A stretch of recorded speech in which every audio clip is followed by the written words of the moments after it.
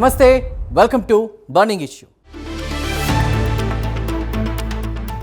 ఏపీకి అదృష్టం కలిసి రాబోతుంది అనడానికి ఇదే నిదర్శనం.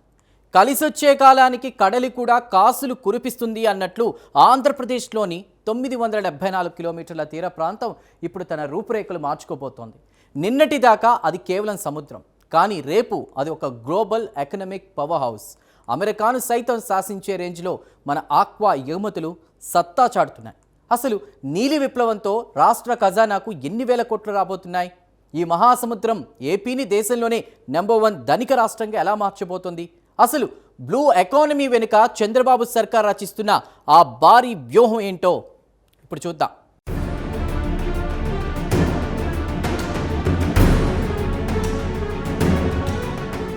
ఆంధ్రప్రదేశ్ రాష్ట్రానికి ప్రకృతి ప్రసాదించిన అతిపెద్ద వరం 974 కిలోమీటర్ల పొడవైన సుదీర్ఘ సముద్ర తీరం.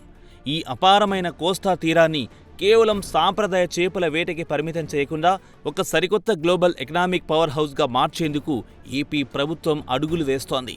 సముద్ర వనరులను ఆధారంగా చేసుకుని రాష్ట్ర ఆర్థిక అభివృద్ధిని ఊహించని స్థాయిలో తీసుకెళ్లాలనే ఈ సరికొత్త వ్యూహం ఇప్పుడు దేశవ్యాప్తంగా పెద్ద ఎత్తున చర్చనీయాంశమైంది. తీర ప్రాంతాన్ని కేవలం ఒక భౌగోళిక సరిహద్దుగా కాకుండా అపారమైన సంపదను సృష్టించే ఒక లాజిస్టిక్ గేట్వేగా మార్చాలనే సంకల్పం ఇక్కడ స్పష్టంగా కనిపిస్తోంది. కోస్తా తీరం వెంబడి మౌలిక వసతులను అంతర్జాతీయ ప్రమాణాలతో డెవలప్ చేయడం ద్వారా రాబోయే రోజుల్లో రాష్ట్ర రూపురేఖలు పూర్తిగా మారిపోతాయని పారిశ్రామిక నిపుణులు విశ్లేషిస్తున్నారు.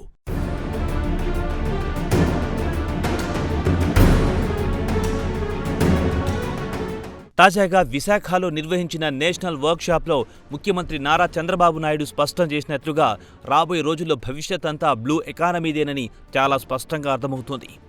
భారతదేశం ప్రతిష్టాత్మకంగా నిర్దేశించుకున్న వికసిత్ భారత్ లక్ష్యాలని విజయవంతంగా చేరుకోవడంలో ఆంధ్రప్రదేశ్ సముద్ర తీరం అత్యంత కీలకమైన వ్యూహాత్మక పాత్ర పోషించబోతుందని ఈ పరిణామాలు సంకేతాలిస్తున్నాయి. గ్లోబల్ మార్కెట్లో వస్తున్న మార్పులను ముందే పసిగట్టి దానికి అనుగుణంగా రాష్ట్రంలో లభించే సముద్ర ఉత్పత్తులను అంతర్జాతీయ వేదికలపై సరికొత్త బ్రాండింగ్ చేసేందుకు ఏపీ సిద్ధమవుతోంది. రాబోయే 5 ఏళ్ల కాలంలో బ్లూ ఎకానమీ రంగంలో ఊహించని స్థాయిలో ఇన్నోవేషన్స్, మోడర్న్ టెక్నాలజీని ఉపయోగించి రాష్ట్రాన్ని ప్రథమ స్థానంలో నిలబెట్టాలనే సుదూర విజన్తో ప్రభుత్వం అడుగులు వేస్తోంది.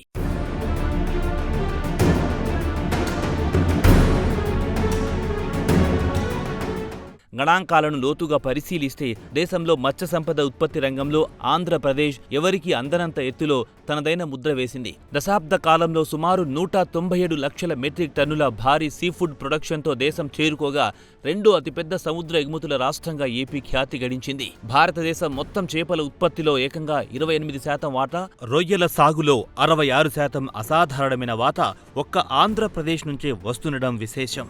ఈ అద్భుతమైన ప్రదర్శనల కారణంగానే దేశ సముద్ర ఆహార ఎగుమతుల మొత్తం ఆదాయంలో దాదాపు 38% వాటా ఏపీ నుంచే లభిస్తోంది. ఏటా 28,000 కోట్లకు పైగా విలువైన ఎగుమతులు జరుగుతున్న ఈ రంగం రాష్ట్ర ఖజానాకు ఒక బలమైన ఆర్థిక వెన్నుముకగా నిలుస్తోందని ఆర్థిక నిపుణులు బలంగా విశ్లేషిస్తున్నారు.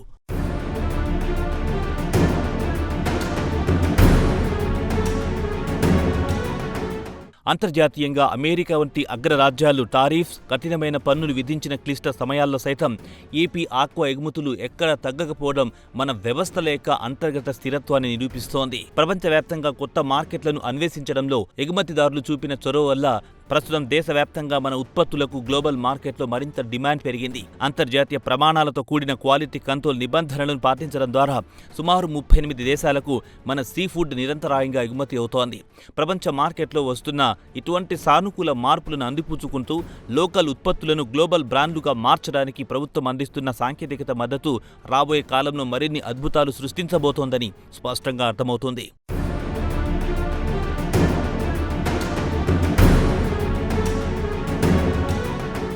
అమెరికా ఆంక్షలు పెట్టినా మన ఆక్వా మార్కెట్ ఏమాత్రం వెనక్కి తగ్గలేదు. ఉప్పెనలా దూసుకొచ్చినటువంటి కొత్త మార్కెట్లతో ఏపీ ఎగుమతులు ప్రపంచాన్ని శాసిస్తున్నాయి. మరి ఈ ఎగుమతుల సునామీలో పారిశ్రామికంగా రాబోతున్న సరికొత్త మార్పులేంటి? జాతీయ స్థాయిలో ఏపీకి కేంద్రం ఇస్తున్న భారీ బహుమతులేంటో ఇప్పుడు చూద్దాం.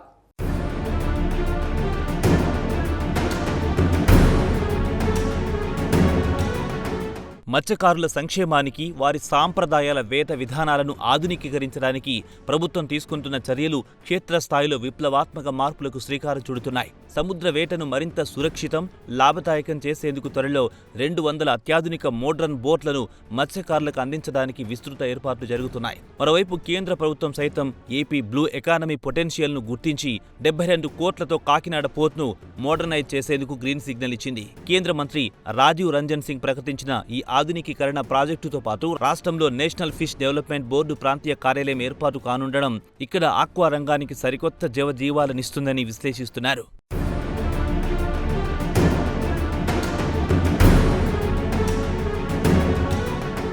రాష్ట్రంలో ప్రతిష్టాత్మకంగా నిర్మాణ దశలో ఉన్న రామాయపట్నం, మచిలీపట్నం, మూలపేట వంటి గ్రీన్ఫీల్డ్ పోర్టుల పనులు ఇప్పుడు శరవేగంగా దూసుకుపోతున్నాయి. ఈ మెగా ప్రాజెక్టు కేవలం సరుకు రవాణా సౌకర్యాలకి పరిమితం కాకుండా రాష్ట్ర ఖజానాకు శాశ్వతమైన, స్థిరమైన ఆదాయ వనరులను సమకూర్చే వ్యూహాత్మక పారిశ్రామిక కేంద్రాలుగా మారబోతున్నాయి.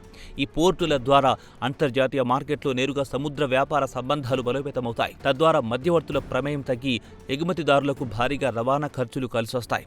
కోస్తా తీరం వెంబడి నిర్మిస్తున్న ఈ సరికొత్త సముద్ర ద్వారాలు భవిష్యత్తులో ఆంధ్రప్రదేశ్ను దేశంలోనే అత్యుత్తమ లాజిస్టిక్ హబ్గా మార్చాలని ప్రభుత్వ దృఢ సంకల్పాన్ని ప్రతిబింబిస్తున్నాయని స్పష్టమైన సంకేతాలిస్తున్నాయి.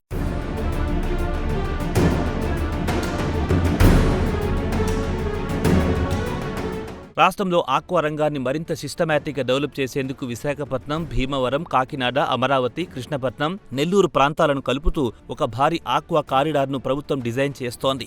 ఈ కారిడార్ కేవలం ఒక రవాణా మార్గం మాత్రమే కాదు, ఇది అధునాతన పరిశోధనలు, సరికొత్త ఆవిష్కరణలు, అంతర్జాతీయ స్థాయి సాంకేతిక పరిజ్ఞానాన్ని స్థానిక రైతులకు చేరవేసే ఒక నాలెడ్జ్ హబ్. ఈ జోన్ పరిధిలో వరల్డ్ క్లాస్ రీసెర్చ్ ల్యాబొరేటరీలు, క్వాలిటీ టెస్టింగ్ సెంటర్లు ఏర్పాటు చేయడం ద్వారా అంతర్జాతీయ ప్రమాణాలతో కూడిన సుస్థిరమైన ఆక్వాకల్చర్ను ప్రోత్సహించవచ్చని, ఇది అంతిమంగా గ్లోబల్ మార్కెట్లో ఏపీ బ్రాండ్ విలువను అపారంగా పెంచుతుందని విశ్లేషిస్తున్నారు.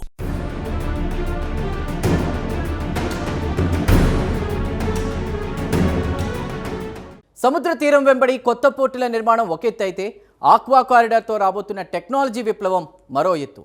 ఏపీ సముద్ర వ్యాపారం ఇప్పుడు అంతర్జాతీయ రూపురేఖలు సంతరించుకుంటోంది. మరి ఈ గ్లోబల్ రేస్లో విమానయాన రంగాన్ని, ఫుడ్ ప్రాసెసింగ్ యూనిట్లను సర్కార్ ఎలా వాడుకోబోతోంది? ఈ వ్యూహం వెనుక ఉన్నటువంటి అసలు మాస్టర్ ప్లాన్ ఏంటి?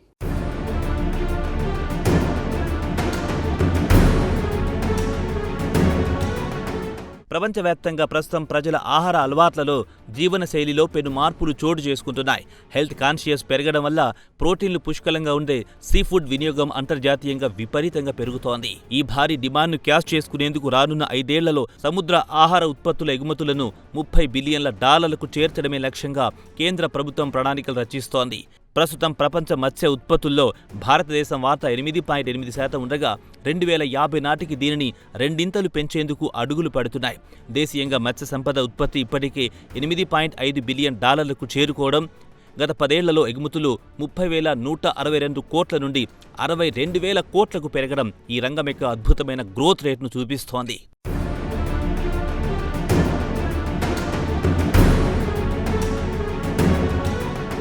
ఏపీ సముద్ర ఎగుమతుల రంగాన్ని నెక్స్ట్ లెవెల్కు తీసుకెళ్లేందుకు కేంద్ర ప్రభుత్వం ఒక విమానాశ్రయం, ఒక ఉత్పత్తి అనే సరికొత్త నినాదంతో వినూత్న పాలసీని ప్రవేశపెడుతోంది.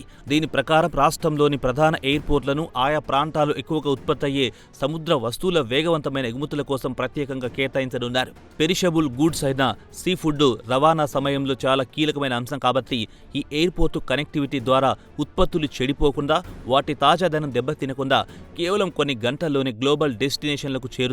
ఈ అధునాతన ఎయిర్ కార్గో రవాణా నెట్వర్క్ వల్ల అంతర్జాతీయ మార్కెట్లో ఏపీ ఉత్పత్తుల కాంపిటేటివ్నెస్, క్రేజ్ మరింత పెరుగుతుందని స్పష్టమవుతుంది.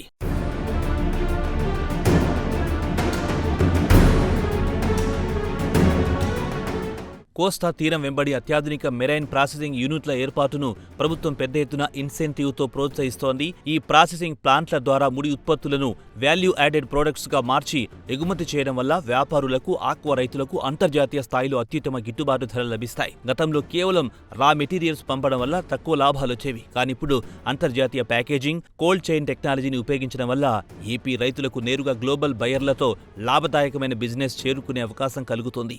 ఈ ఆర్థికమైన పరిపుష్టి గ్రామీణ ప్రాంతాల్లో ఆక్వా రంగంపై ఆధారపడిన లక్షలాది కుటుంబాల ఆదాయాన్ని రెట్టింపు చేస్తుందని మార్కెట్ నిపుణులు విశ్లేషిస్తున్నారు.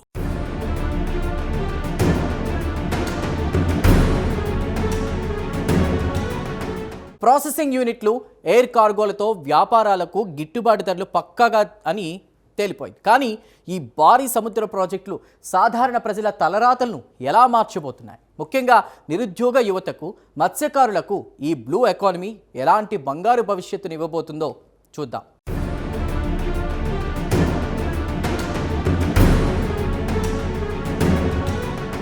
కేవలం మత్స్య సంపదకి పరిమితం కాకుండా పోర్టు ఆధారిత పారిశ్రామిక కారిడార్లు, మెగా పెట్రోకెమికల్ జోన్ల ఏర్పాటుపై ప్రభుత్వం ప్రత్యేక దృష్టి సారించింది. సముద్ర తీరానికి సమీపంలోనే భారీ పరిశ్రమలు, మ్యానుఫ్యాక్చరింగ్ యూనిట్లు రావడం వల్ల రా మెటీరియల్ రవాణా, లాజిస్టిక్ ఖర్చులు గణనీయంగా తగ్గుతాయి. ఈ విధమైన ఇండస్ట్రియల్ క్లస్టర్ ఏర్పాటు వల్ల ఏపీలో పారిశ్రామికీకరణ మునుపెన్నడూ లేని సరికొత్త గరిష్ట స్థాయికి చేరుకుంటుందని భావిస్తున్నారు. సముద్ర రవాణా సౌకర్యాలు, అద్భుతమైన రోడ్డు, రైలు మౌలిక వసతులు కలిసి రాష్ట్రాన్ని దేశంలోని అత్యంత ఆకర్షణీయమైన ఇన్వెస్ట్మెంట్ డెస్టినేషన్గా మారుస్తాయనే అంశం ఇప్పుడు పారిశ్రామిక వర్గాల్లో బలంగా చర్చనీయాంశమవుతోంది.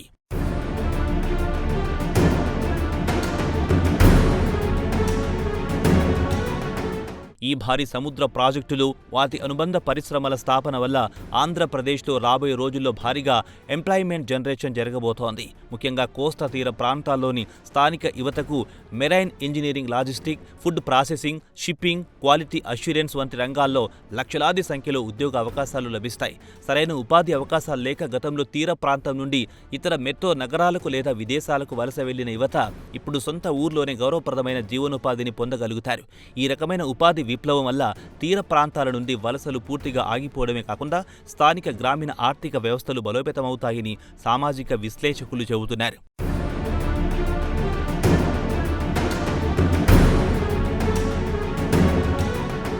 మౌలిక సదుపాయాల కల్పనలో భాగంగా రాష్ట్ర వ్యాప్తంగా కొత్తగా నిర్మిస్తున్న ఆధునిక జెట్టీలు మత్స్యకార సాంప్రదాయ జీవన విధానాన్ని, పనితీరును పూర్తిగా మార్చివేయబోతున్నాయి. సముద్రం నుండి వేటాడి తెచ్చిన చేపలను ఎక్కువ రోజులు భద్రపరచుకోవడానికి అత్యాధునిక కోల్డ్ స్టోరేజీ వసతులు, డిజిటల్ యాక్షన్ హాళ్లు ఈ హార్బర్లలో అందుబాటులోకి రానున్నాయి. దీనివల్ల దళారుల దోపిడీకి పూర్తిగా అడ్డుకట్ట పడి మత్స్యకారులు తాము కష్టపడి తెచ్చిన సముద్ర సంపదకు అంతర్జాతీయ మార్కెట్ ధర దక్కుతుంది.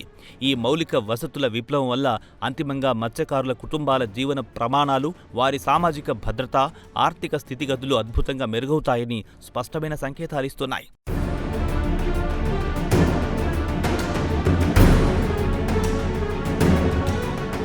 బ్లూ ఎకానమీ అంటే కేవలం పరిశ్రమలు, ఎగుమతులు మాత్రమే కాదు. దీని పరిధిలోకొచ్చే బీచ్ టూరిజం, క్రూయిజ్ షిప్పింగ్ వంటి సముద్ర పర్యాటక రంగాలు కూడా అద్భుతమైన ఆదాయ మార్గాలుగా మారబోతున్నాయి. పర్యావరణ సమతుల్యతను, సముద్ర జీవ వ్యవస్థను ఎక్కడ దెబ్బతీయకుండా సుస్థిరమైన పద్ధతుల్లో దీర్ఘకాలిక ఆర్థిక ప్రయోజనాలు అందించడం ప్రభుత్వ ప్రధాన ప్రాధాన్యతగా కనిపిస్తోంది. ఈ సమగ్ర వ్యూహం ద్వారా వచ్చే అపారమైన సంపద, పన్నుల ఆదాయం, ప్రజల తలసరి ఆదాయం పెరగడం వల్ల ఆంధ్రప్రదేశ్ రాబోయే రోజుల్లో దేశంలోని అత్యంత సంపన్న రాష్ట్రంగా నిలవడం ఖాయమని విశ్లేషకులు భావిస్తున్నారు.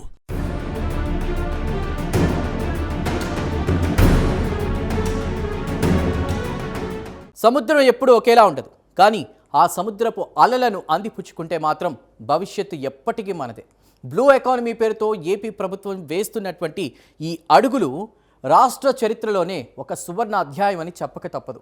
తీర ప్రాంతాన్ని కేవలం నేలకే పరిమితం చేయకుండా ఉపాధికి, అపార సంపదకు కేంద్రంగా మార్చడం నిజంగా ఒక సాహసోపేతమైన విజన్. రాబోయేటువంటి 10 ఏళ్లలో దేశానికే కాదు, ఆసియా ఖండానికే ఆంధ్రప్రదేశ్ ఒక తిరుగులేని ఆర్థిక శక్తిగా అవతరించడం ఖాయం. ఇది కడలి సాక్షిగా ఏపీ భవిష్యత్తు కోసం రాయబోతున్న సరికొత్త చరిత్ర.